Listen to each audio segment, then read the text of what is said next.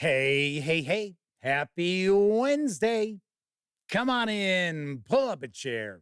The Gaming Gang Dispatch is in the air.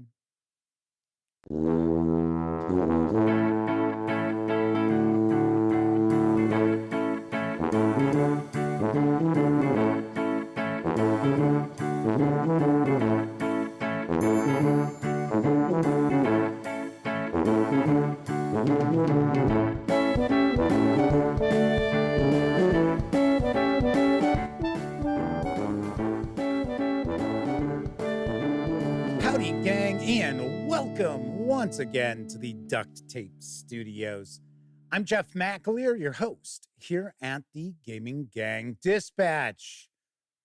Yay! Brought to you by, incredibly enough, thegaminggang.com, which I happen to be the founder and editor-in-chief. So welcome aboard. Tonight is Wednesday, October 30th, 2024. Yes, it is Halloween Eve. And this is live stream 1116. Zoinks! If this is your first time visiting, let me point out, super casual around here, just hanging out, talking about the latest in tabletop gaming news.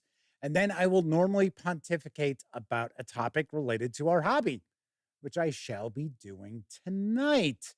I'll be sharing 5 horror films that I think would make for excellent role-playing game adventures. So stay tuned for that. That'll be after the news tonight. But of course, should also mention when you're not watching videos on the Gaming Gang channel, be sure to visit gaminggang.com for all latest in tabletop gaming news, reviews, and a whole lot more you're not going to find on YouTube. You know the drill. Get your geek on at thegaminggang.com. I should also point out that I'm on a quest, I say, to reach 15,000 subscribers to the channel by December 31st. We're not that far away from hitting that 15,000, but that is what I am setting out to try to do. See if we can crack 15,000 subscribers before the calendar turns to the new year. Pretty nice. All right, should also mention, because this is a live show, that means there is chat available.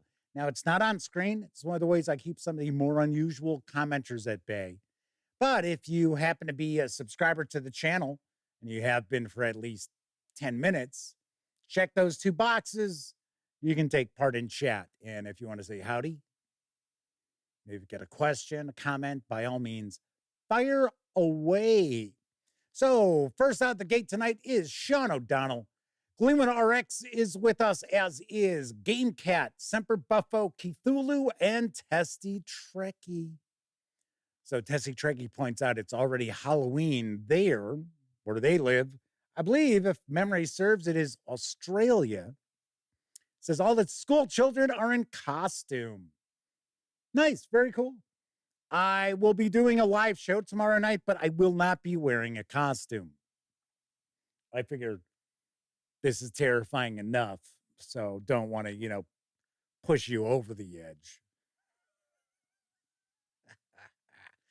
One of our chat moderators, good friend of the show, the Madman, is popping on in. And I should also mention, I would not be shocked, I say, if the lovely and talented Miss Sarah D was also following the proceedings from the shadows with her glittery band hammer. So very cool. Mike is popping on in. Good to see you, Mike. Says, sorry, I can't stay long. Well, then away with you. Nah, I'm just kidding. W Forge is also popping in. So it looks like chat is off and running already. So let's jump on into the news, because I've got some big news pieces for us to talk about. First of all, Chaosium Inc. launched a new Kickstarter to reprint the classic ElfQuest role-playing game. Yes, that's right. And here are the details. Traveling back to the 80s. In 1984, Chaosium partnered with Warp Graphics to debut its ElfQuest role-playing game. To help celebrate the 40th anniversary of this iconic fantasy role-playing game, we have created a deluxe remastered version of this box set and its supplements. Chaosium feels the two moons are aligned just right. This deluxe edition is more than just a reprint, and there are a number of new things which are going into this game box. A lot's happened in the world of Two Moons over the last 40 years. New creatures, new characters, new lands. With everything Chaosium wants to include, using a 1-inch box like the original game, which I happen to have owned at the time. Although, strangely enough, I didn't realize I was like 16 or 17 when this came out. I was thinking I was a little bit older, like 20, but I guess not. I guess it has been 40 years. Pretty wild. Anyway, so that 1-inch box, it's not going to work.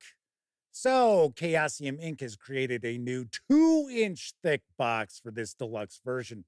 Of course, they'll also have a new digital PDF of the deluxe set available for download as well, which has actually never been available before.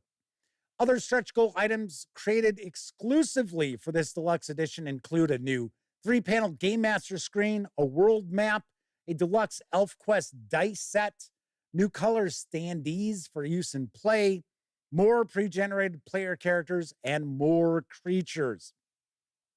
If you're not familiar with ElfQuest, it's a title of the innovative series of graphic adventures and novels created by Wendy and Richard Pini starting in 1978. In ElfQuest, you'll find elves and other familiar magical beings depicted in a sophisticated new way. Characters in ElfQuest have real concerns and genuine emotions. Their struggle to survive in a complicated and perilous world is fantasy at its best. Experience the wonder and excitement of ElfQuest. Stalk the forest with your wolf brother. Foil the cunning plots of the trolls. Yes, the trolls have a cunning plan, me lord, that lurk nearby. Be a daring wolf rider questing for adventure on the mysterious world of Two Moons. Immerse yourself in the ElfQuest saga through the characters you create. You and your friends can replay the stories as they were told or embark upon your own thrilling quests. Find your personal vision of ElfQuest. Bring the beauty, the drama, and the action of the stories to life within the world of your own imagination. When this Kickstarter launched, it funded within minutes, and you can reserve a copy of the ElfQuest Deluxe Box for a $99 pledge. I got to say, it's sounding like a pretty good deal. Even though these are not hardcovers, they are softcover, saddle stitched, if I remember correct. No, wait, they're not saddle stitched, but they are softcover.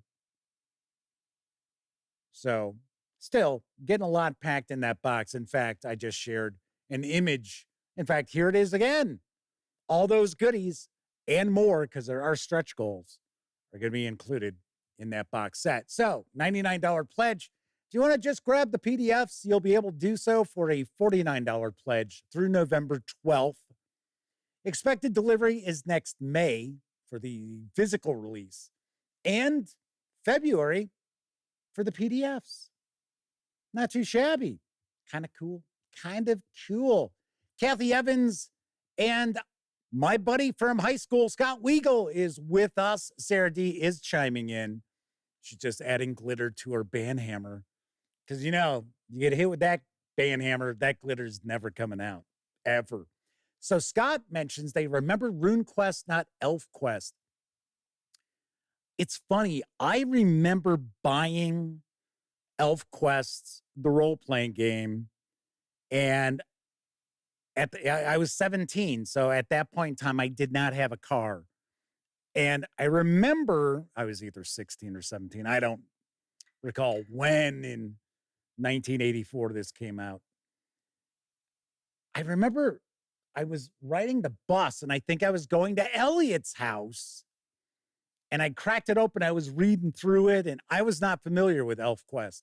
But as Scott can attest, when we were in high school, even when I was out of high school, even in those college years, I'd still be blowing money on, games that never got ran and things like that.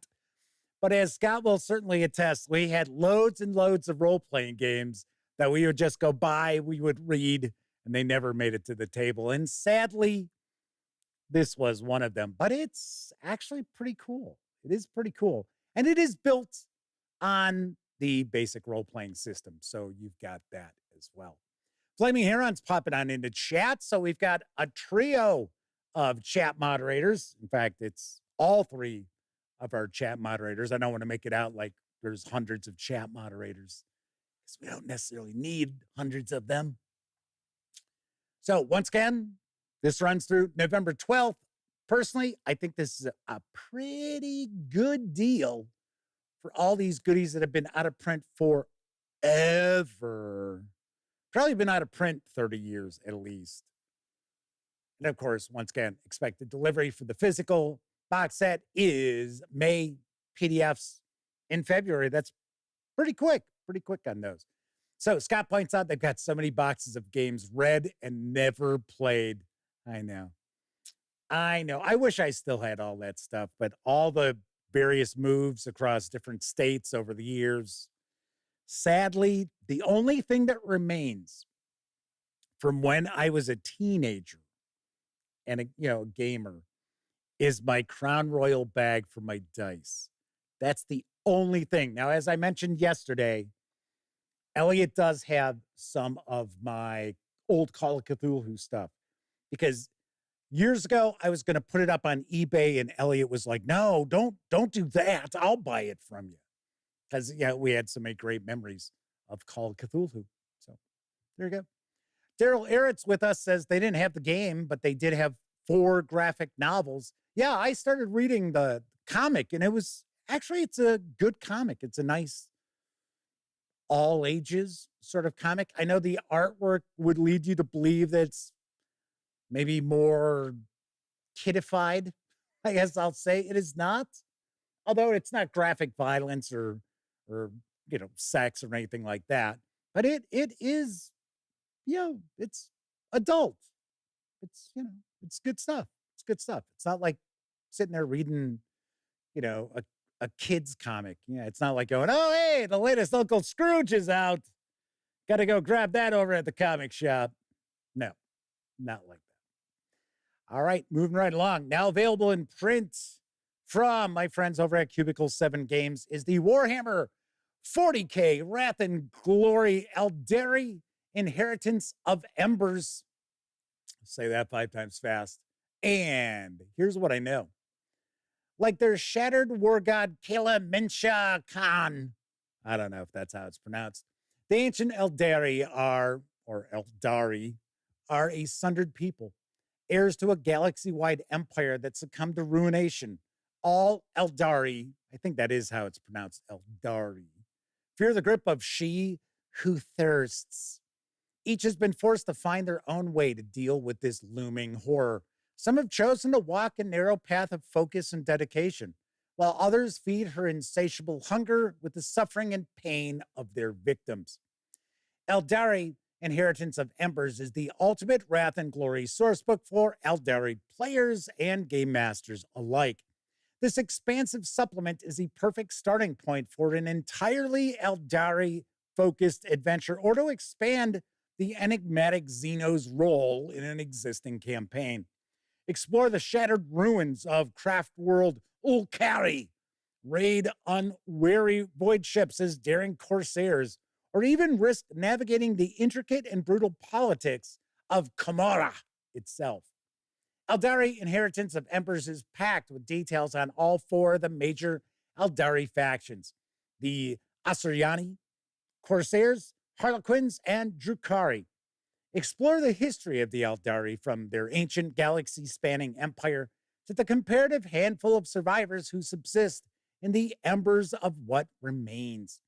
There's dozens of archetypes of every tier featuring iconic troop types from all 4 factions, detailed frameworks and advice for running Eldari-focused games, elegant and deadly Eldari equipment, weapons, and armor, as well as detailed NPC profiles to be used as patrons or nemeses in games of Wrath and Glory revolving around, you guessed it, the Eldari and their presence in the Gilead system.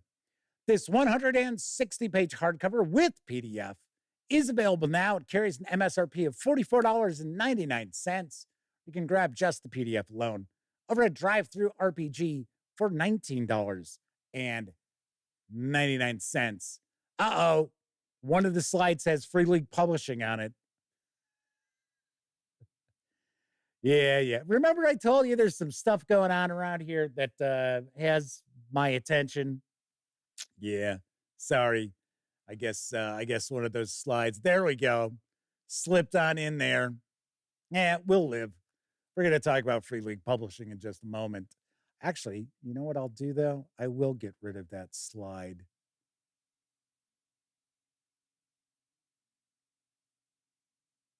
Because that will be a little bit of a distraction as we're talking about this release. Yes. Luna's Cave is joining us in chat. So, shout out Donaldson. Jeff is banned for the Free League slide. Yeah, we're going to talk about Free League in a moment. So, Scott says, wow, I have everything since high school. They've only sold Gunslinger at a cannot pass price many years ago. Funny enough, I bought Gunslinger and it was unpunched and I got it. I think it was a charity auction and it ran me $100. And then I got it, I read it and I was like, wow. It's like, yeah, damn you, nostalgia. How did you sucker me into buying this?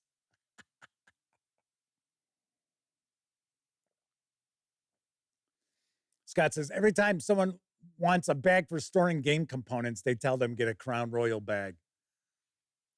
Yep. Anywho, I'm guessing we'll get an opportunity to see this book. So I think we'll actually get a review copy of this. Cubicle 7's been going through some weird stuff. So I know they're trying to get away from sending out physical review copies of stuff, but I don't think it's going to affect this outlet. So I'm just saying. We'll find out. All right. So what I'm going to do, I'm going to jump back here. Because if you were watching last night, I shared some dissatisfaction with Free League Publishing about no inclusion of anything from the gaming gang in their Kickstarter that launched yesterday. And I sent them an email. I explained this, hey, you know what? I'm really shocked you haven't included, because they had other stuff. They had other videos from other outlets who have, oh, damn, sorry, I set off the music. Sorry. Hang on.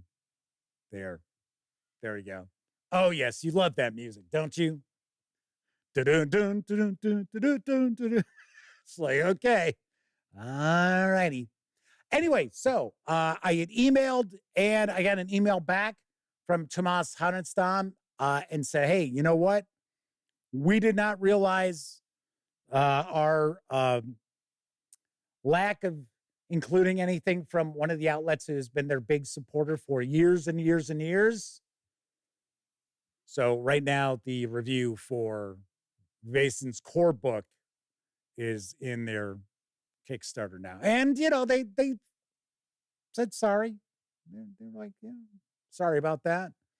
So anyway, just so you know, everything's all good with Free League Publishing.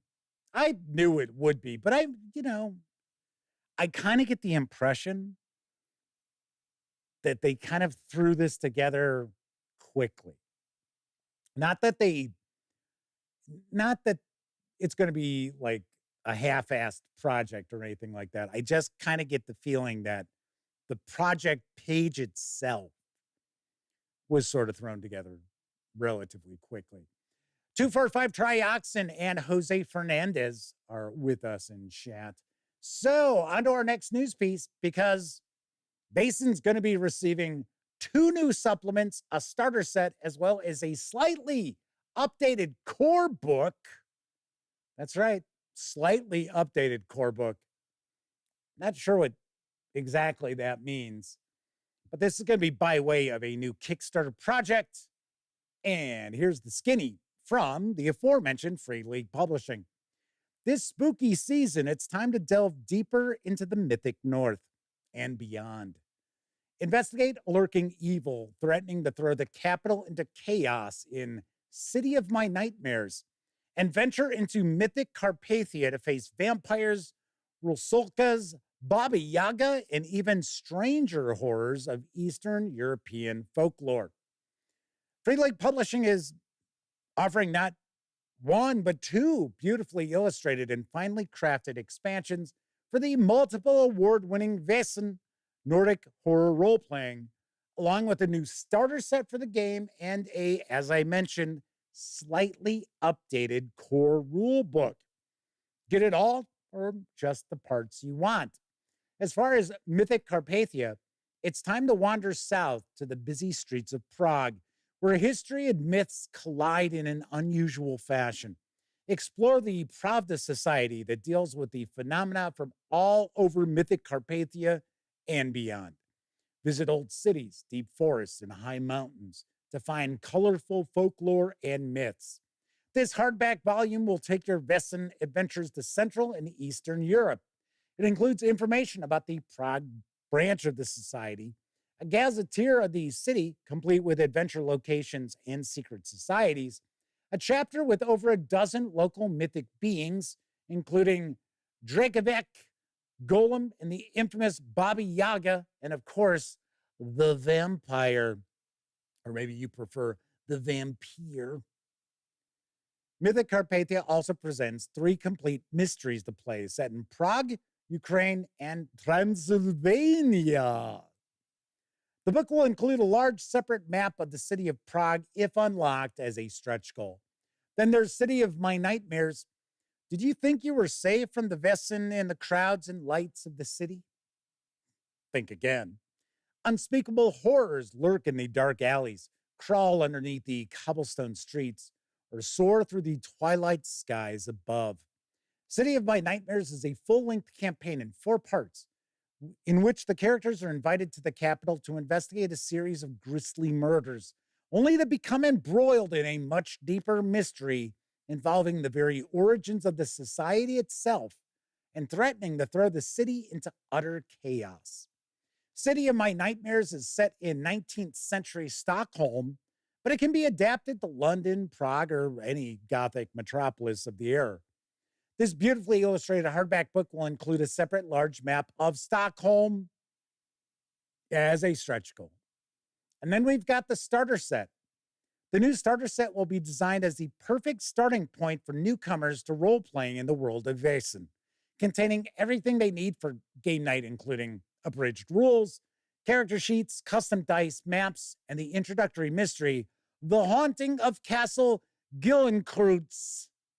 The starter set will also include the Codex Wesenania, an abbreviated manual of Wesen to be used as a handout by players, also as a stretch goal. Now, there is a short video. It's less than a minute. It's going to give you a little bit of a look inside the Kickstarter, so let's take a peek.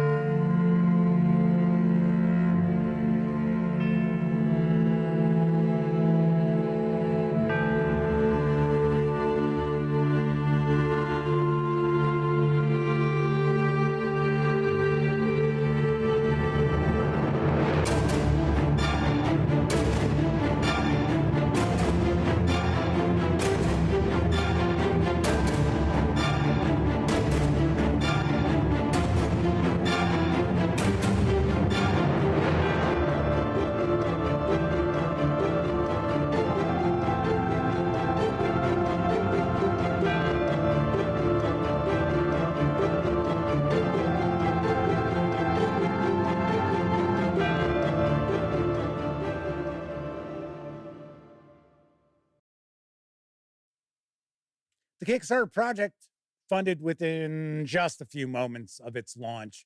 You can reserve the 3 new releases with PDFs for a pledge of approximately $85. And when I say the 3 new releases, I'm not talking about that slightly updated core rulebook. I'm talking about the 2 books as well as the starter set. Now, if you want to just score the 2 new supplements in PDF, you can do that for a pledge of approximately $44. And you can do this through November 21st. If I remember correctly, I know I have it in the news piece. I didn't update the teleprompter with it. If I remember correctly, I think the starter set is a pledge of $25. So pretty nice. Although I will say, this starter set looks a little light. I don't know for sure, but just kind of taking a peek at the image that they've shared of what's in it. But then again, what's it going to end up being? $29.99? I guess it should be okay. I guess it should be all right. So there you go. We've got some Vesson action on the horizon. Very cool. Very cool. I know some folks think it's a little too light. It's not crunchy enough. I get it. But I think it's pretty cool. I think it's very easily accessible for players to jump on into. Some other games might be a little crunchier than newcomers might like. If you're wondering how come I played a Kickstarter video for this project, but I didn't for ElfQuest, the reason is the video that's out there for the ElfQuest Kickstarter is about 5 minutes long. And really, it's just Rick Mintz talking. So I thought, they'll be fine. I've already posted news pieces for both of these. They are live. They are on the website. If you do want to see that Chaosium video for the ElfQuest RPG Kickstarter, it is embedded in the news piece, so you can check it out there. Flaming Heron says, damn, YouTube ads getting aggressive. Yeah, weirdly enough, YouTube either doesn't put any ads in the live stream after it's processed, so then I have to go through and add them myself, or they're assholes and they put an ad in like every 3 minutes that I have to then go in and delete. So my apologies for folks out there who might catch the show during the period of when it finally renders and there are ads, and in the morning when I delete the vast majority of the ads that have been placed into the live stream. Chris Q is with us, saying hello to everybody, pointing out it's been a while since I had an opportunity to make a live show. Well, welcome aboard. Keith Thulu was saying, Das Vampir. Bradley Thorpe says Texas Chainsaw Massacre would make a good tabletop role-playing game. I disagree. I don't think it would. It might make for an interesting one-shot. Maybe. We're going to talk about that. By the way, hello, Bradley Thorpe. Thanks for joining us. It's like, no, I'm not going to say hello to Bradley. I'm just going to say, no, I disagree. On to our next news piece. There's a new edition of the Amazing Adventures role-playing game Player's Handbook, which is out in print and PDF from Alewood Games. Here's the scoop. From savage, lost Atlantis to the furthest reaches of the stars, Amazing Adventures is the next level of siege engine role-playing. Using the same celebrated rules as Castles and Crusades, this multi-genre role-playing game gives you a universal rulebook to capture any style of fantasy you want, with simple attribute check-based mechanics that are built for lightning-fast play that's also worlds of fun.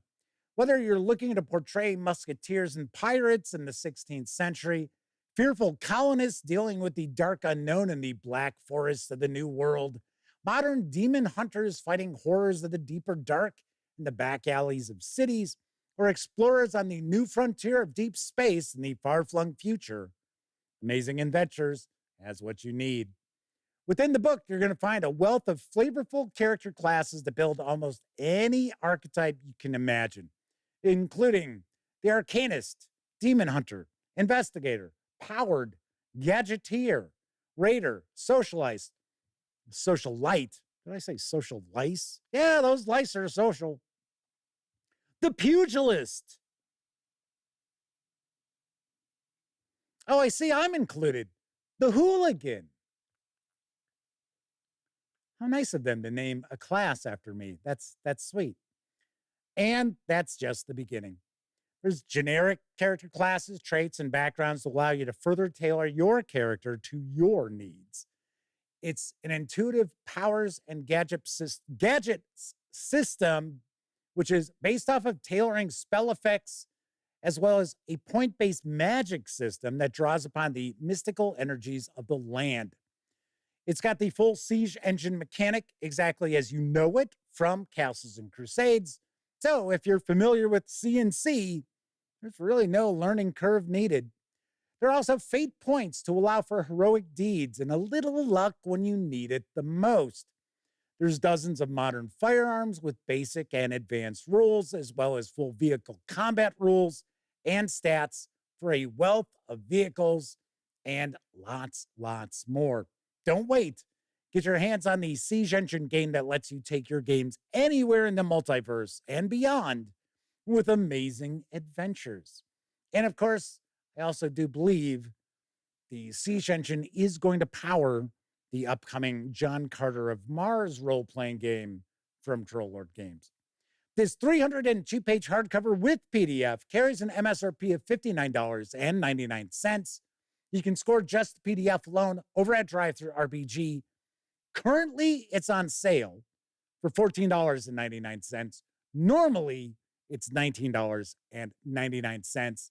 And of course, you may have already seen this. I've got it. I have this as well as I want to say it's the Chronicle Keeper's Handbook or Guide, because I think the Game Master is called the Chronicle Keeper with this. So stay tuned. Gonna have some video of amazing adventures. I might do a first look and then do a review. A lot of the role-playing game releases as of late, I've been trying to just shoot reviews because I got a lot of stuff. I got a lot of stuff in the queue. Got lots of stuff. But this is the new edition. This is the second edition. And when, at least this is what I was told, when Alewood Games decided they were going to do the Reforged edition of Castles and Crusades, they decided, hey, you know what?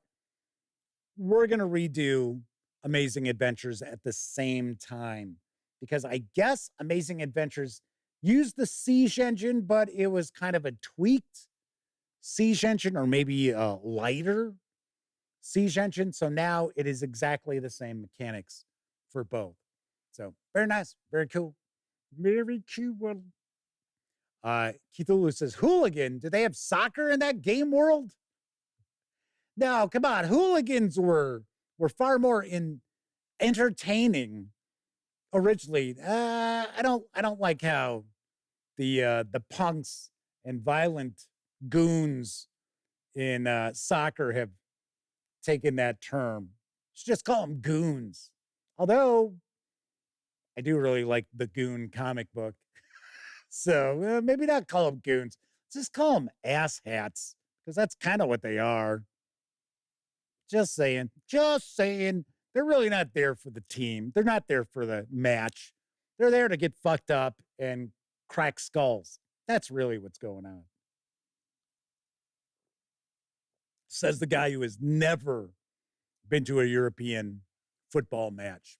I have been to an American, well, I've been to two actually, MLS matches, but I've never been to a European one. So, and I guarantee it's quite different because here in the US, I once saw the Chicago Fire a couple of times, and it was a very kid-centric vibe. Don't think that's the case, because I do watch Welcome to Wrexham. I don't think that's the case with European football.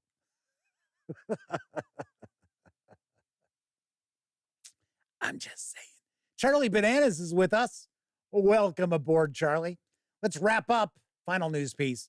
There's an interesting looking supplement for the Mothership role playing game, which is available from Alewood Games and Exalted Funeral.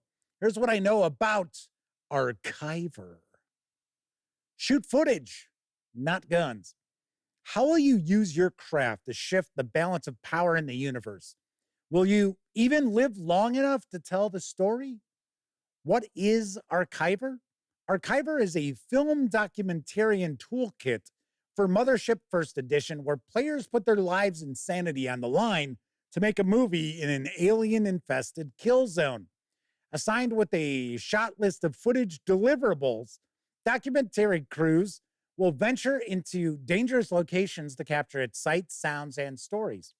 Players will choose what stories to follow and which moments to record. If an archiver happens to survive their film shoot, they must decide how to distribute the footage. Some clients will pay a handsome price to cover up their dirty work, while others will use it to lead a revolution.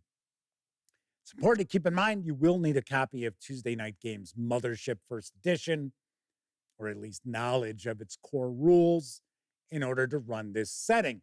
This zine features new game mechanics, skill trees, gear, and character classes specifically for film production and media restoration. Oh, you're okay. So what is your character? Oh, I'm the media restorer.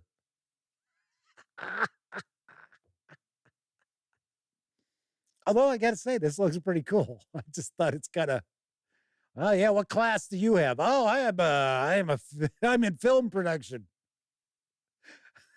I work in the far future film industry. Should also mention there are plenty of guides, story seeds, and tables to help facilitate horrific documentary style adventures. Pretty sweet. It sounds really, like I said, I'm sharing the news because it sounds really interesting. The 65-page A5 softcover with PDF is available over at Exalted Funeral. It carries an MSRP of $25. I do not believe it is available as PDF only, or at least it's not available over at DriveThru RPG or in PDF only over at Exalted Funeral. But yes, Archiver. Like I'm picturing Alien, well, more aliens with like a film crew and stuff like that. That would be pretty wild. That'd be pretty wild. So I think this would be a pretty interesting setting. Pretty nice. Pretty nice. W Ford says, I'm reminded of Starship Troopers with this supplement. I was a little bit too. It's an ugly planet, a bug planet. Would you like to know more? Flaming Heron says, in America, they keep the fighting on the field. Not necessarily. I mean, I've seen fights break out in stadiums. In fact, I should point out, that is the news for this evening. Anyway, when I lived in Arizona, I got passes to one of the, in fact, it was weird. I got to see a bunch of different sports from luxury boxes. And I would just kind of like stumble into these opportunities. I would know somebody who'd set me up. So anyway, so I remember I was at that point in time, they called it Bank One Ballpark for the Diamondbacks. And it was the Boston Red Sox were in town. And this was pretty early in the whole interleague sort of thing going on. And we're in the luxury box. And then, of course, you can step out of the luxury box and there's like 3 rows of seats that, and they're like real nice and comfy seats if you want to watch the game that way. So anyway, so we're out there, few people I worked with, and we're having cocktails and that, and we're just watching fights break out in the stands. between Red Sox fans and Diamondbacks fans. And there were multiple fights that broke out throughout the game. I was like, what the? I was like, come on. And I get it. I get it. Some Bostonians are kind of hooliganish. But still, I was like, oh my gosh. The Madman says when the Lions played at the Silverdome, it was literally 4 hours of Fight Club throughout the stands. Jeez. Pretty weird. Pretty weird. Me, I go to a game to enjoy the game and some adult beverages. And talk schmack. I am a pretty good schmack talker. So I went to a Cubs Diamondbacks game. I had third row seats behind the Diamondbacks dugout. And I always kept it clean. In fact, I had Diamondbacks fans around me laughing.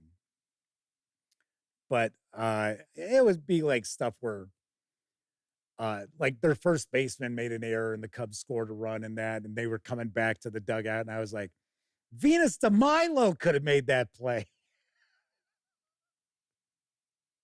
And he looked at me, he kind of laughed a little bit, kind of gave me a dirty look at the same time. And I'm like, yeah. But I've never like thrown down with somebody at a ball game or anything. Anywho, all right, so that was the news tonight. Don't forget, I was talking about Drive-Thru RPG a little bit there during our news segment. The Gaming Gang, thus the Dispatch, is affiliated with the One Bookshelf sites. So if you are going to visit, say, Drive-Thru RPG, Storyteller's Vault, Wargame Vault, Dungeon Masters Guild, any of those One Bookshelf sites, please stop by thegaminggang.com first. Click on one of our banner ads. That way, if you happen to make a purchase, I get a small portion of that sale. And all those nickels, dimes, and quarters really do go a long way to keeping the gaminggang.com website around. Of course, if you like this video, if you like the video, if you dig the channel, if you find the gaminggang.com to be a valuable resource, hell, if you just like what we do, you can always stop on by paypal.me/thegaminggang to make a small donation. Hell, you can buy me a 2-liter bottle of soda. Wow, that's wet. And some of the fine folks who have most recently stopped on by paypal.me/thegaminggang and made not small donations. Our friend of the show, the Madman, Gustavo Calvalho, Cassiopeia Nebula, Roger Perdome, Demetrios Okinamu. I know, and every time I say that, I'm getting them wrong. Jeremy Keir, Marcus George, John Webster, and Craig Watkins. So big thank you to all of you out there who use those banner ads for the One Bookshelf sites and or who visit, I almost said drivethru.com. paypal.me/thegaminggang. It is much appreciated. And yeah, if you can't do those things, spread the word. Tell your friends. Tell your family about the Gaming Gang. Let them know about the channel. Let them know about the website. Give a thumbs up to the video. That is a big deal. That shows engagement. Comment on the videos. It shows engagement. I'll be the first to point out, I'm kind of surprised when I'll see how many viewers were watching live. And it's sort of like, kind of surprised we don't have more thumbs up. It's kind of like, so if somebody's watching the show regularly, even if they're not taking part in chat and they're not giving a thumbs up to the video, why would they be watching in the first place? I hate this guy. Well, he's on. Look, I'm going to sit down so I can get pissed off. Kind of weird. Okay, so anyway, so we are going to get into tonight's topic in just a few minutes. Did want to mention I have canceled my Xfinity here at the old homestead. And I'm having Metronet installed. And essentially, it I got to be honest, I think Xfinity was throttling the internet here at my dad's. And I have been hearing some grumblings about some shenanigans that Xfinity has been up to, especially focused on elderly consumers, seniors. And I was like, I'll tell you what, I called up. And of course, God forbid you actually talk to anybody who's in the United States, which I'm just pointing out, I have no issue with people from other countries. It's just, you know, how about not outsourcing those jobs? Anyway, so I talked to a few people, and they were like bouncing me from one department to another department, and I finally said, "Yeah, do you still have a retention department? Because I like to talk to them because I'm probably going to cancel this account because I'm on it. I'm on the account. I'm a decision maker on the account, and I swear it's like the idiots that they have." So I was explaining a VPN, and when you connect to a VPN, so one of the reasons why I know they're throttling the internet from this house is because, I mean, we would get down to 10 millibits per second sometimes at night. And my dad's paying for the gig speeds. So anyway, we'll drop down to like 10 in the evenings as Vorpal Bite pops on in. Yes, happy Halloween. Well, here it's Halloween Eve. If it's Halloween in your neck of the woods, very happy Halloween to you. So I connected to the VPN because I'm always doing speed tests, and I'll go to various different sites to do speed tests. And I do ping tests and latency tests and all that kind of stuff. And I connect to the VPN, and one night we were getting 10. And I get it. I understand. It's on Wi-Fi. I don't expect to be getting, you know, you know, 1,000 millibits per second download. I don't expect that, but I don't expect 10. So I connect to the VPN, and lo and behold, suddenly I run a speed test and I'm at 180.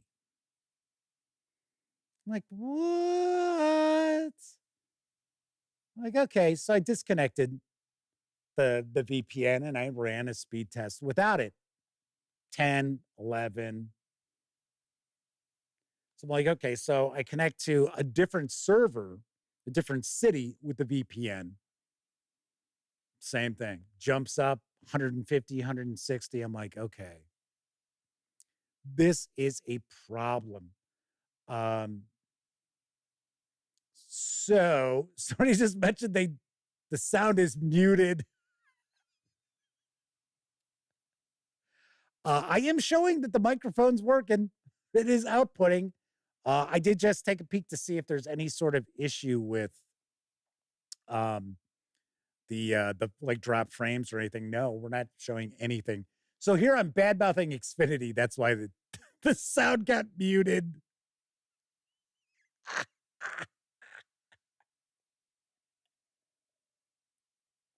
So anyway, so Chris Lundgren says he hears things just fine. Anyway, we pay for a VPN. It's yeah, we got like 3 years for $70, something like that, and they're fine. It's pretty good. Sometimes you had to change the city because of, a lot of people using it in wherever server you connect to.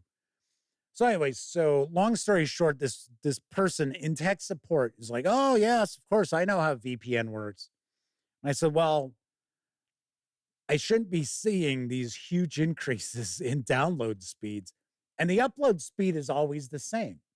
It's like 22, which is kind of what you expect from Comcast. It's like, 21, 22. It's pretty standard. Same thing with the VPN on or off. It's about the same. So anyway, so I said, okay, so you understand how a VPN works, right? And they're like, oh, sure. It's a virtual personal network. And I'm like, no, I'm not asking you if you know what those letters represent. And they're like, oh, yes, I know how it works. I'm like, well, then if you know how a VPN works, my download speed should not be jumping when I connect to a VPN. My download speeds should suffer a little bit because I've added another step into the process.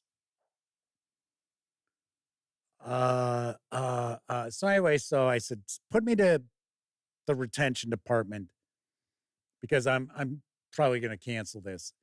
And I talked to this retention person. Once again, they have no idea. They don't understand anything about, the interwebs. And they're like, well, what I could do here is, we'll send a technician out because they were showing that there had been a problem outside the house. And my dad had been getting texts saying, oh, we've detected an issue inside your home. We need to send a technician out. And I had someone who works for Xfinity as an installer tell me that they're trying to monetize their technical service calls. So they're hitting people up with these texts saying, oh, we've detected. And then they're going to send somebody out. And that's one of the reasons why I'm like, I bet you that's why our internet's being throttled. So we're like, oh, there must be something wrong. So long story short, I told them to shove it up their asses. I didn't say that, but I mean, that's essentially what I said meant.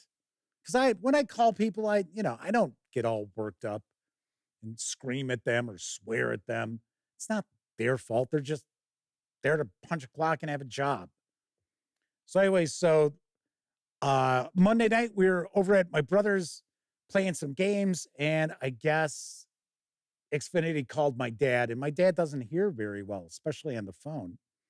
And he had no idea what they were trying to do.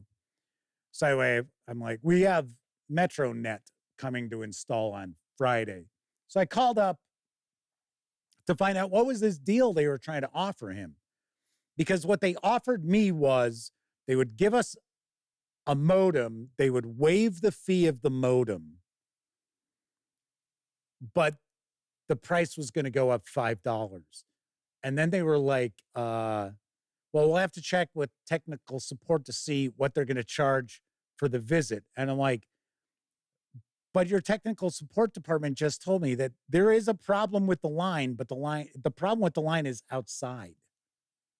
It's not in the house. So why would we pay for a visit? It's not our equipment, right? So anyway, so I called today because I thought, okay, well, if they'll cut him a deal, I'll stay with the devil I know rather than make a deal with the devil I don't, right? Because every internet company people hate. There is, to my knowledge, there is no internet service provider that anyone likes in the world. Every one of them has super low customer satisfaction scores. But I figured, yeah, okay, if they're going to cut a deal, then. So anyway, so I call up and I get bounced around. I have people hang up on me because, I mention things that they don't understand. So they're like, whatever. So, of course, Stephen from Roll for Combat's with us, and he's shilling for Verizon Fios. Here, sign up through my link. Joking. Man's pointing out, same thing with Xfinity monetizing their tech support, their tech service. Anyway, so I call up and bounce around, have somebody hang up on me. I have somebody just dump me into another queue for technical support. And all I'm trying to do is find out what is the offer they called my dad to make him. So it turns out they had called to see they said, well, we can bring the cost of your internet down if you bundle phone with it. I'm like, get the fuck out of here. I'm like, no. I said, we are not going to add additional services to a service that we're canceling. I had already told them, cancel it. Well, blah, and I'm like, whatever. So then, once again, get bounced around, end up in tech support. I'm actually speaking to somebody in the U.S., and for one, I have no idea why they connected me to tech support. So I was telling her what was going on, and I said, at this point, I just want to make sure that this is canceled. And we were told that, oh, okay, well, so the cancellation will go through November 4th, blah, blah, blah. Okay, great. So she's looking in the account. She says, well, the cancellation's been canceled. I said, what? She said, yeah, she said, I'm looking here. Said you canceled on the 25th, and it shows here on the 26th, cancellation was stopped. And I'm like, nope, did not happen. And I double checked with my dad. I said, well, what did they tell you on the phone? And he's like, I told him, I said, hey, it's too late. You had your chance. And that was it. I'm like, okay. So I told the young woman, I said, okay, well, I'll tell you what, make sure this is canceled. And I said, you know what? I said, it's obviously not your fault. I said, your tech support. I said, but I got to be honest with you. I said, somebody out there has to start putting together class action lawsuits against Xfinity. It is ridiculous. Ridiculous. So, Sean O'Donnell says there are companies that produce landline phones with big screens that live caption calls. Captel is an example. They're frequent. Oh, no, that's not going to happen. Not around here, it won't. Nope. So Glooming RX says the cancellation's been canceled. Yes, that's exactly what happened. Sean O'Donnell also pointed out, not a fan of people trying to coerce the hearing impaired. It's everything's a scam now. It's like, just like when you sign up for like internet or whatever, they ask you for your birthday. The hell has that got to do with anything? If they wanted to find out, oh, well, we need to check your credit. Okay, fine. You can check my credit. You don't need my birthday to do it. We know what's going on. We know these corporations out there try, you got the scam artists everywhere, from McDonald's to Xfinity to everything else in between. So don't know what to tell you. I guess, looking at the sorts of people who run for office in this country, a lot of these corporations figure, hey, yeah, we can get away with it. They're, that's fine. We can rip people off. Anyway, all right. So it's already 8:00 Central Time. So we are going to be discussing 5 horror films, which I think would make for excellent role-playing game adventures. And I'm sure we're going to have some folks pop some ideas out there in chat. If you happen to be watching this after the fact, if you're watching on Memorex, as I like to say, share some of your thoughts about horror films you think would make for good adventures around your game table in the comment section. But we're going to get to that in just a few moments. But first, I think it's time for a brief intermission. It's intermission time, folks. Time out for a delicious snack in our sparkling refreshment building. Every item a fresh, appetizing taste treat.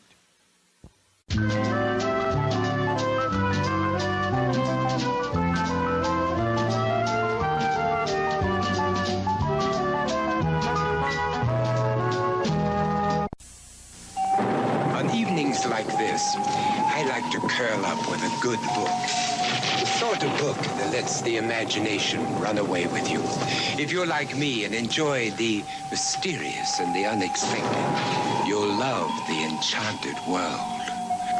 a fascinating new series from Time Life Books about the legends, myths, and folk tales of ages past. These are the books that let you fly along with those unlucky spirits condemned to haunt the world of the living. You'll find yourself in a world where valiant warriors battle fearsome dragons and scaly creatures snatch away beautiful maidens. Each volume brings to life so vividly those inhabitants of the other world, witches and wizards, ghosts, goblins, and avenging knights. Call now and enter the enchanted world with the first book, Wizards and Witches. My favorite subject. It's an intriguing account of sorcery, spells, and deception. Other books include ghosts, fairies, and elves, and dragons. Painstakingly researched by the editors of Time Life Books, each volume is exquisitely illustrated and portrayed with masterworks of art. Each volume is superbly written and bound in luxurious fabric.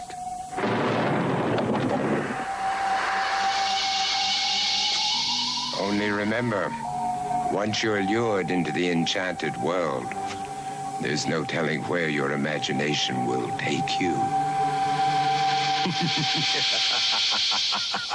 To order your first book, call now, 1-800-445-4500. Any last requests, like for a cup of Wilkins coffee? No. You don't drink Wilkins? No. How shocking.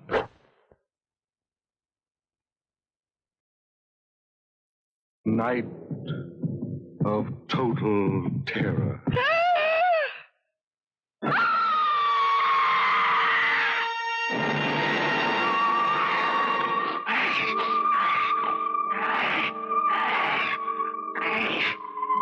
Night of the living dead, the dead who live on living flesh, the dead whose haunted souls hunt the living whose bodies are the only food for these ungodly creatures.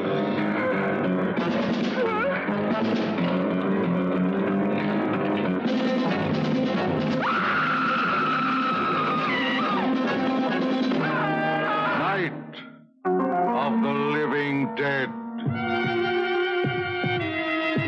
A bizarre adventure in fear. An experience in shock, more shattering than your strangest nightmare. Night of the living dead.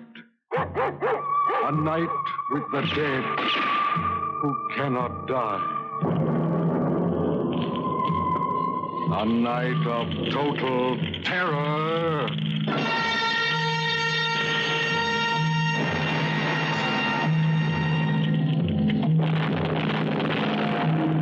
Night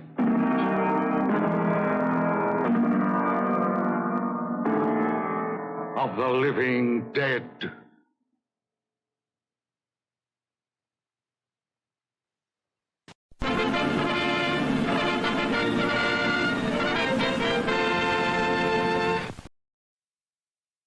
So that's where they got the idea in Zoolander for the gasoline. Now I get it. As W. Forge points out, they're coming to get you, Barbara. Come on, it's Halloween for some of you folks out there. I had to share something spooky, creepy. Of course, I've been doing it all month. So, pretty sweet. Strangely enough, I have not seen Night of the Living Dead in a while. But last time I watched it, and this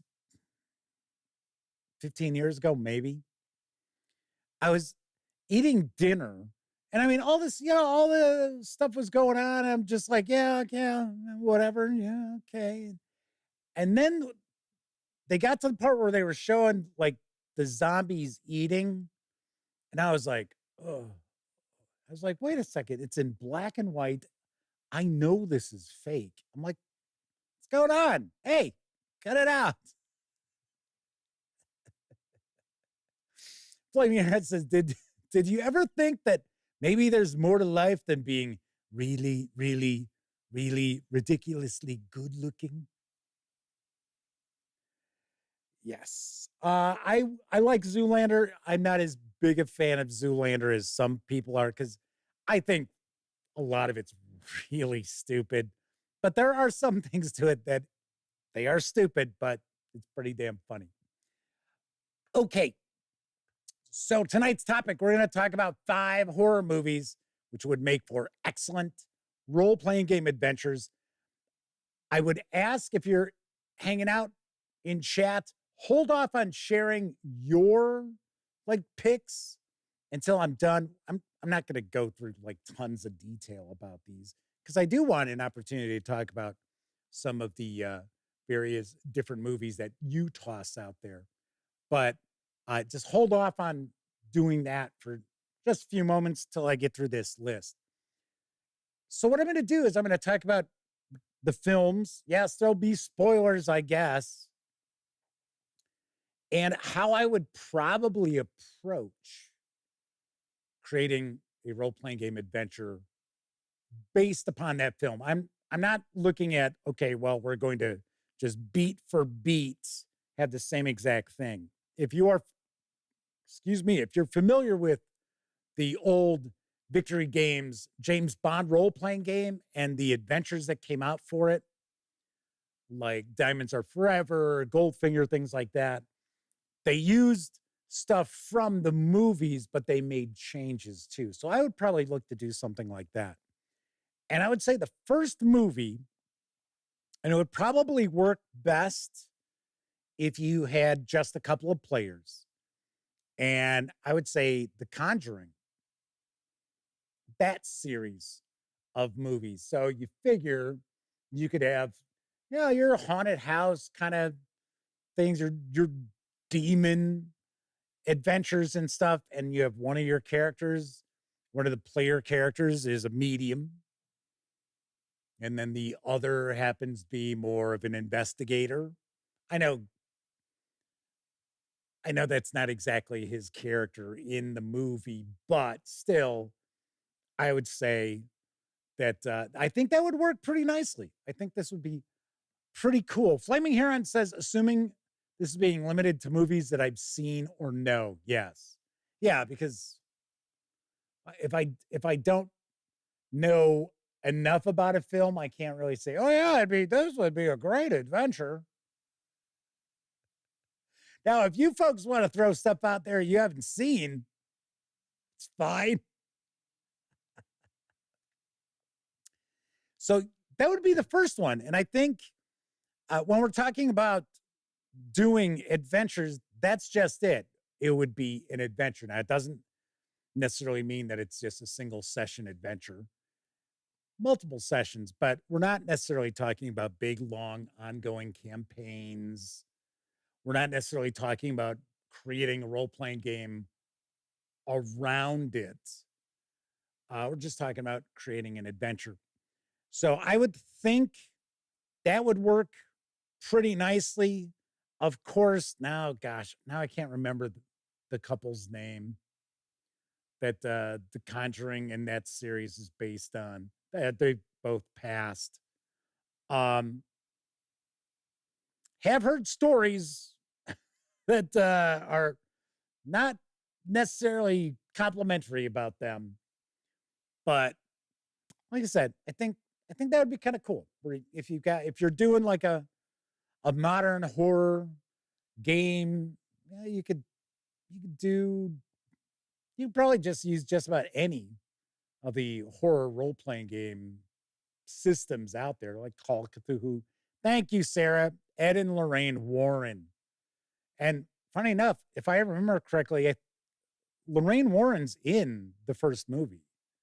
I mean, as you know, you see her real quickly. She doesn't have like a speaking role, if I remember correctly, but she actually did have speaking roles in different movies. It's a little side note you might not be aware of. So I think that would work pretty good.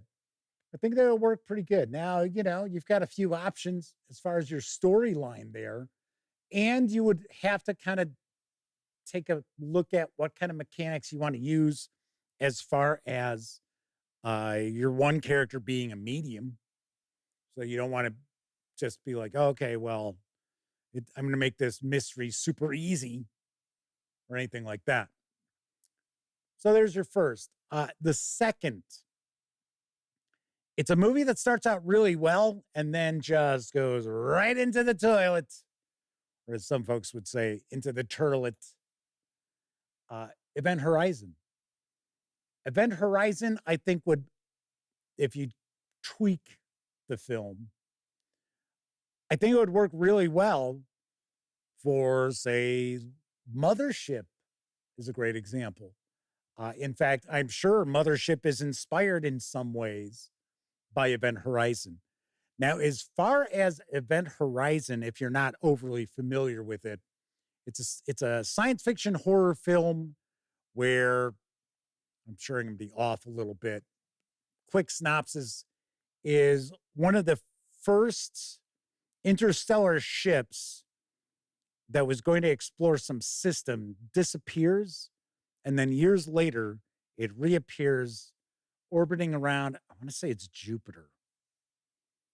And everybody had assumed, oh, it's lost. Yeah, what the hell's going on? So they send a team to check it out. And it turns out that the ship can actually move into I don't want to say it's another reality, but essentially it's almost like a gateway to hell. And I think if I remember correctly, it's been a long time since I saw it. If I remember correctly, it is supposed to be hell. I think it's supposed to be hell. So my approach, if I were going to run something like that, for one, I would only end up with like 4 players around the table if I'm lucky. Maybe 5 if I'm really lucking out. So I would probably look at having a bunch of NPCs as part of the team that's exploring the abandoned ship. And then also probably look at when the player characters would take a dirt nap, be able to quickly end up like segueing into them taking over one of the NPCs. Because one thing I would probably try to stay away from, as opposed to the movie, is the movie ends up becoming kind of a bloodbath. And it goes from being a really interesting premise, a really interesting setup, to kind of a less than average just gore fest. I mean, it's sort of like. So W4 says the ship folds space, but as it passes through, it goes through hell. Thank you. Like I said, it's been a long time since I've seen it. But I really could see putting together a pretty cool adventure that is inspired by Event Horizon. Next up, this one might take you by surprise. I guarantee the one after this is probably going to take quite a few of you by surprise. But I'm not sure how many of you out there are familiar with the Peter Jackson film, The Frighteners, with Michael J. Fox. And I think that movie's got a bad rap. Well, actually, I don't even think it's a rap. I think it has flown under the radar for so many years for a lot of people because they see Michael J. Fox is in it and they figure, oh, this is a comedy. And I got to be honest, I think the trailer that was released for it made people think that it was going to be like, oh, it's going to be really funny, like Ghostbusters. And it's not. I mean, don't get me wrong. There are funny parts to it, but it's a serious horror film. And if you're familiar with the movie, Michael J. Fox is a widower who's racked with guilt over the death of his wife. And she's killed in a fatal car accident that he survives.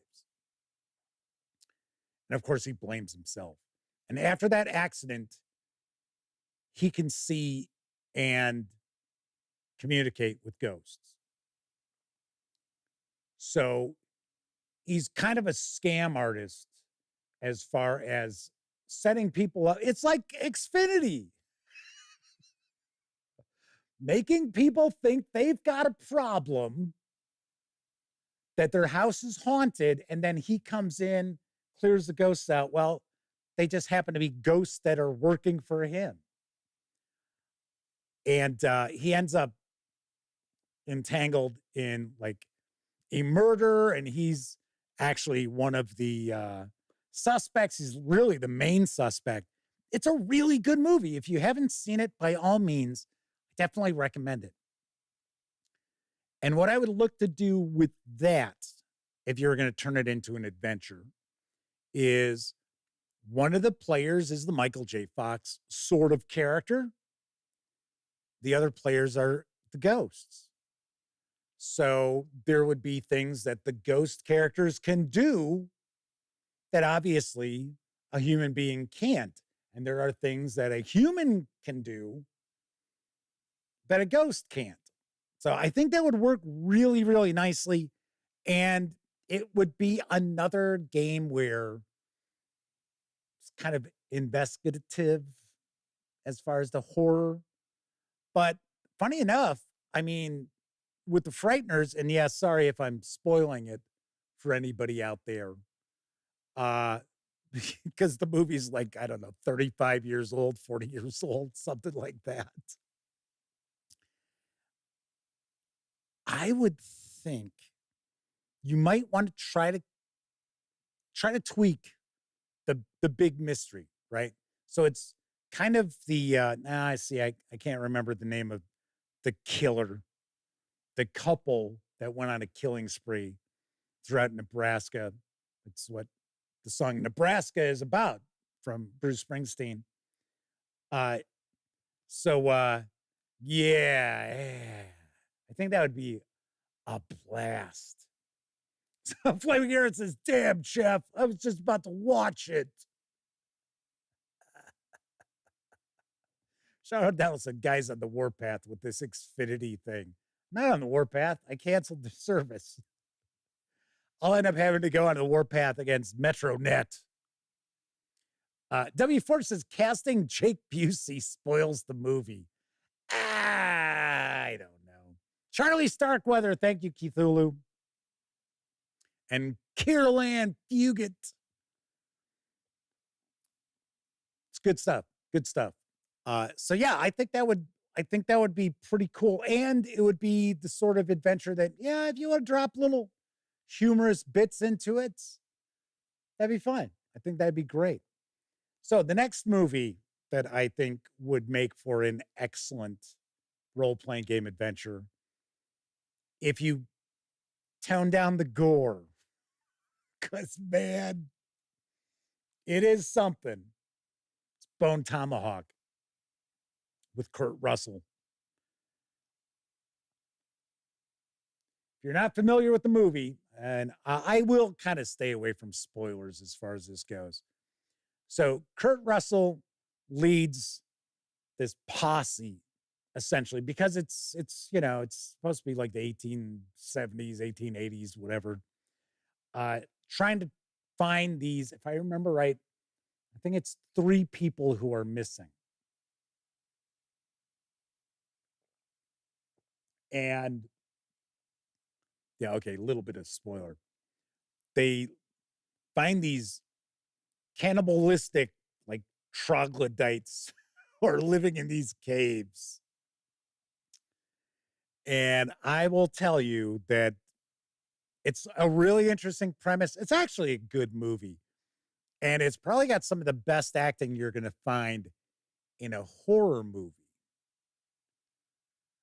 But there are some, the violence is just so realistic. I think that's probably where it's kind of like, oh, I mean, there is one scene where I dare somebody to watch that who's never seen the movie before and not have them go, whoa, whoa, whoa.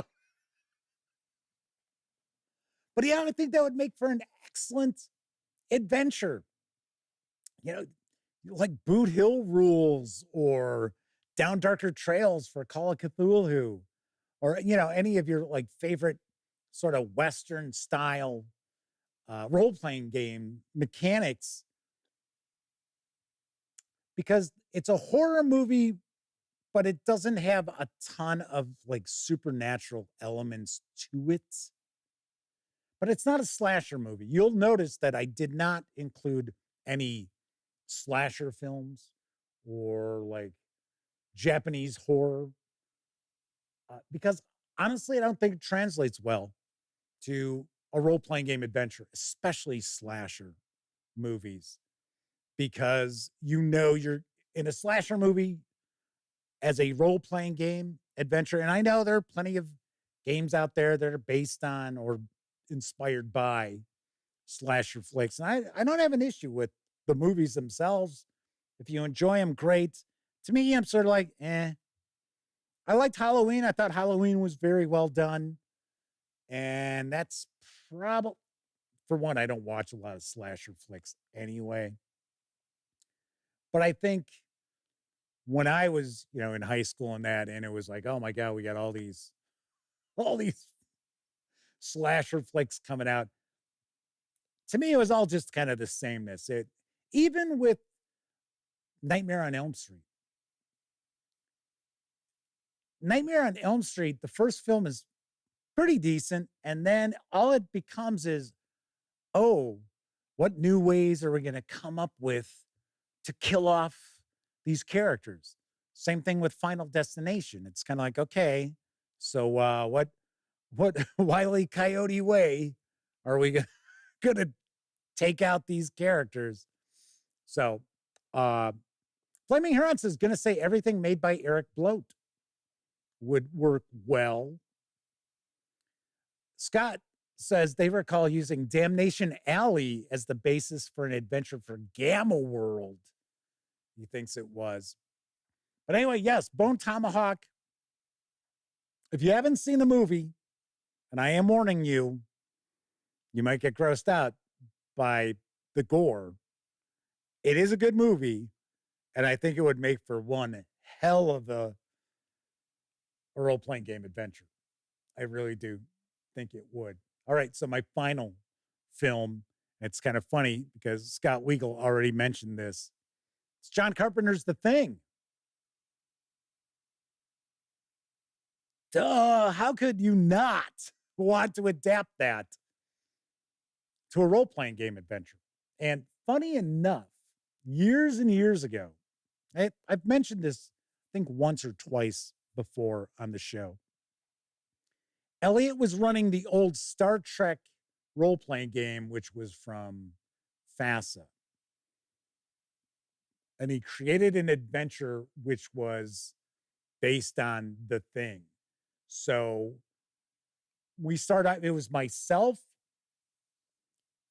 his brother Thomas, which everybody calls Lucky, his girlfriend, and their friend Russell, who was a gamer, and myself. And we were, you know, members of a starship crew, go down to a planet, and then, yeah, there's whatever microbe, whatever it was. And it worked really nicely. It worked really well. And I got infected, so I had to play, you know, as an alien trying to infect everybody else. If I remember correctly, because there was a way to cure us. So it wasn't like, oh no, that's it. I remember correctly, I think Elliot, I think we did get a cure, if I remember correctly.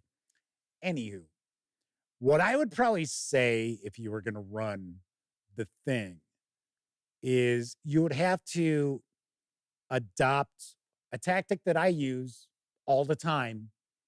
If characters split off from the group, we leave the room, run through some stuff for no more than 5 minutes, never more than 5 minutes. And then I keep them in the other room. That's why I don't do this a ton anymore.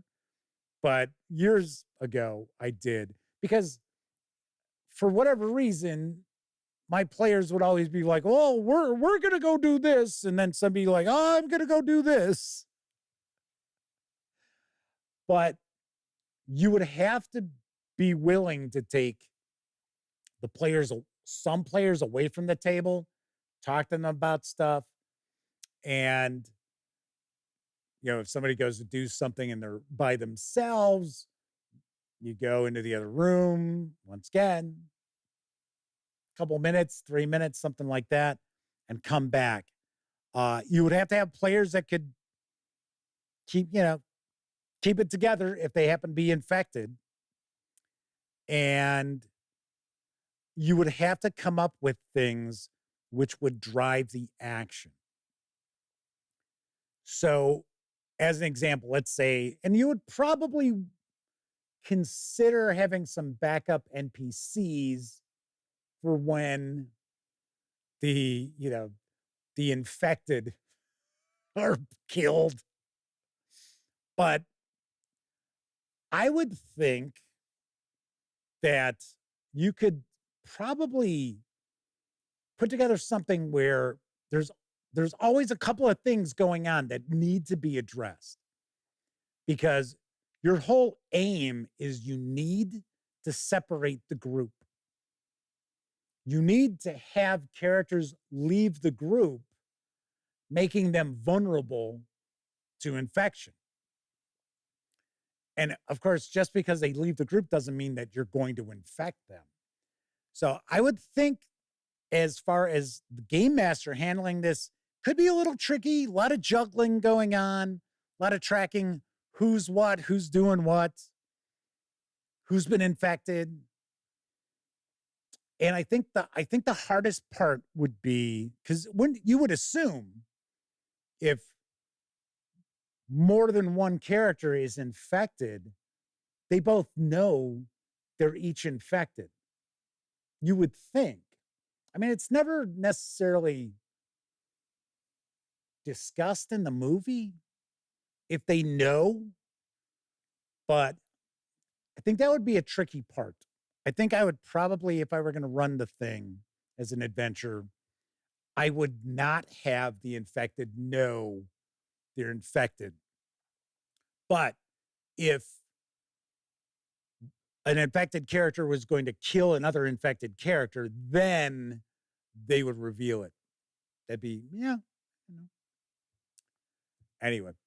So there are the 5 films that I think would make for excellent role-playing game adventures. So real quick, let's pop on in. I know there were a few, there were a lot of comments saying, hey, you know what? I really love The Frighteners. It was a good movie. Now, after I mentioned it, I'll probably go watch it. I'll probably go look to watch it tonight or tomorrow night. Keith Lewis says they created a fastest Star Trek adventure based on Alien/Aliens. Chris Lundgren says that Eric Bloat's Greasers and Ghouls weird retro role-playing in the 1950s fits the bill for classic horror, not slasher. And Chris points out he sent Eric a text a while ago to have him email me. He never did, just so you know. I've never heard from Eric. Would love for me to get a copy to review. So yeah, I mean, that'd be cool. I mean, I've shared news about some of his stuff that's come out.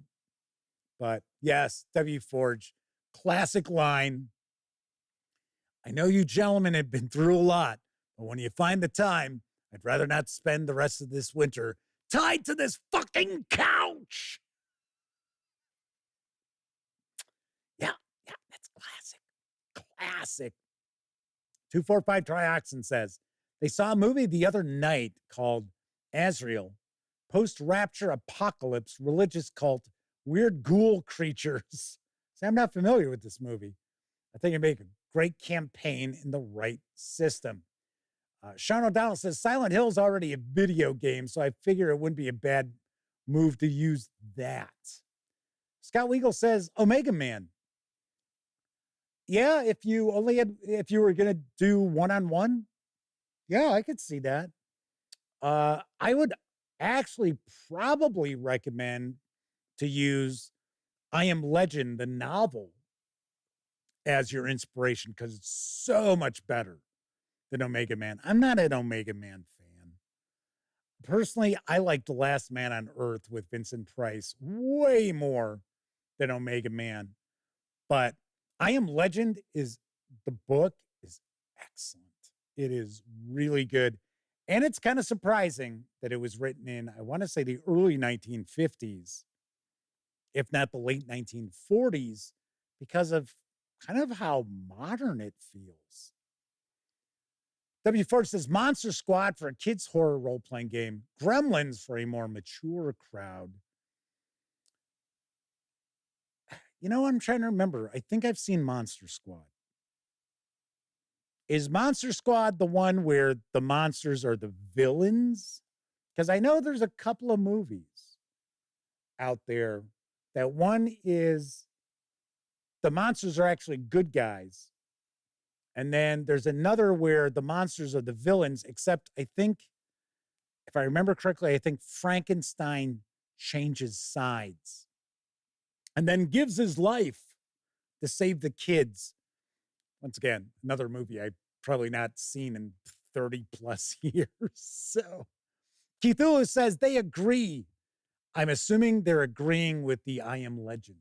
So if you have not read I Am Legend, I certainly do recommend it. It is really good. And yes, I would say that would make for a phenomenal campaign. It really would. Keith Ulu says that's the one where Dracula blows up the kid's treehouse just to be a spiteful dick. Damn you, Dracula. Oh, so spiteful. All right. So tomorrow night, it is going to be just our October AMA. I've already got some questions people have sent in. Halloween related or spooky horror related. And of course, later on tonight will be the final episode of the Gaming Gang October Spooktacular for this year. So throughout the month, every night I have posted a radio program, radio drama, I guess we'll say, right? So some of it's been old-time radio, some of it's been a little more modern. So I started off in the 1930s and I've worked my way through to not necessarily the present day, but 2000, 2005. So I don't know. I'm up in the air about the two episodes, which one I'm going to post tonight, which will be the Halloween episodes. So Chris Lundgren says the RPG Monsters Are Our Heroes fights that.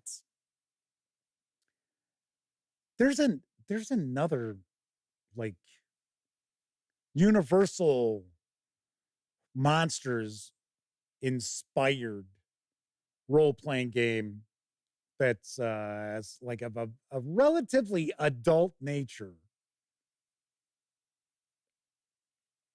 So if I remember right, I think they even dropped the F-bomb in the title of it.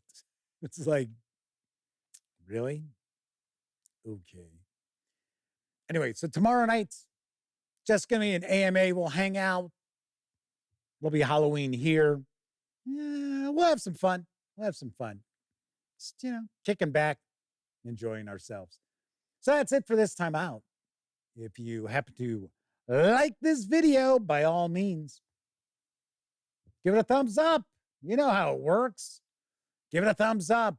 And of course, if you haven't subscribed to the channel, by all means, please subscribe because I am on a quest, I say, for 15,000 subscribers before the calendar turns to 2025. And of course, if you do subscribe, don't forget, ring that bell. We'll not only let you know when I happen to stream the Dispatch Tuesday, Wednesday, and Thursday evenings right here on YouTube at 7 p.m. Central. It'll also let you know when I share other videos, such as my upcoming coverage of Amazing Adventures, 2nd edition, Player's Handbook from Alewood Games, which I shared a news piece about earlier tonight. Of course, when you're not watching videos on the Gaming Gang channel, be sure to visit gaminggang.com for all the latest in tabletop gaming news, reviews, and a whole lot more you are not going to find here on YouTube. You know the drill. Get your geek on at thegaminggang.com. If you watch live, thank you very much. If you watched live and took part in chat, a bigger thank you, because not only were you keeping me company, you keep each other company. But of course, I know loads of people out there, you don't have an opportunity to watch live. Doesn't matter if you're watching live or on Memorex. Really do appreciate you taking time out to watch any of the over 2,000 videos, which are here on the Gaming Gang channel. Thank you very, very much. Everybody enjoy the rest of your morning, afternoon, evening, whatever time of day it is in your neck of the woods. Happy Halloween to those of you who are already celebrating it. Those of us here in the U.S., we will be waiting till tomorrow to celebrate it. But thank you very much for watching. Once again, I'm Jeff McAleer, and until I see you next time, certainly hope all of you get to enjoy plenty of great gaming with your gang.